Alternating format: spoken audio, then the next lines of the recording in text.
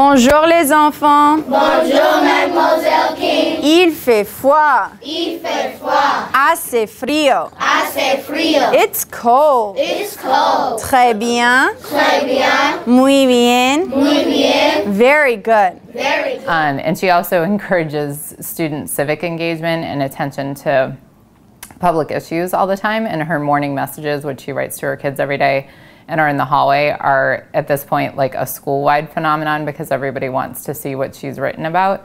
And her whole classroom is themed around Obama and democracy and children pushing themselves forward. Let's talk a little bit about Obama's news. Today he is in St. Louis, Missouri, and he's talking with a group of people and having a campaign about, can you guess what he's campaigning about right now? Healthcare. Healthcare, that's exactly right. So we've been following this all along. What are some things that Obama wants in his healthcare reform? And make sure you speak up. Tamia? He wants, like when someone goes to the hospital or doctor, he don't want them to wait because it costs a lot of money to go to the hospital or doctor. To go to the emergency room, that's right. And then what else do we know? Tyrese? He wants everyone to have insurance. Yes, that's right. Other biggest things I would say I've seen with Julia is she really encourages homeschool communication. She puts Post-its. She has her parents of her children write words of encouragement or words of feedback on their students' test every week, and then she laminates them and puts them on the wall outside her classroom. I think that it makes my parents feel much more welcomed in my classroom this year because they can point to where they are contributing.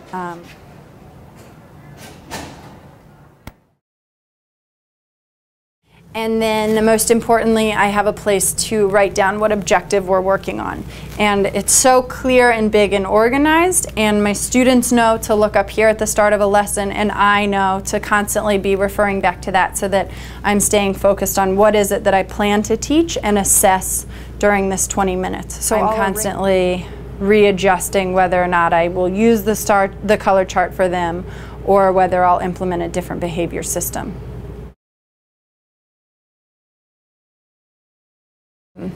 The larger goal is to go to college, but I find that with my students they need to have something to invest in that day.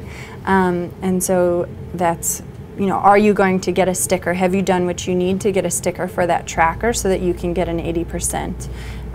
Are you reading clearly so that your fluency can improve? And are you working hard as you need to work on the I-STEP? I am now going to give you your final quiz.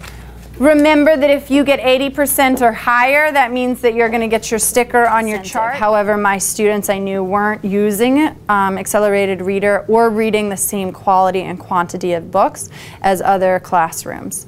And so one of the ways that I've improved this is by having a tracker for guided reading and clear incentives tied to if you get a 70% or higher mastery on a quiz.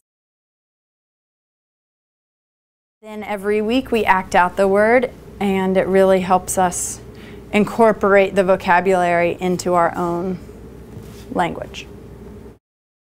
Our brains are growing, and we talked about malleable intelligence at the beginning of the year and then watched the sponge grow and talked about how our brains will grow as well.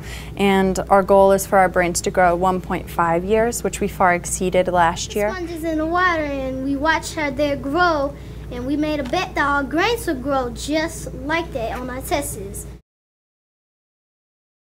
All of these supplies are grant money that we received this year using Donors Choose, and we make our own curriculum for reading, and with my grade level partners we plan everything around a novel. You look at this, you know how turtles, they take slow steps. Like kids, we take slow steps to college, to high school, to middle school, and we keep going and never give up.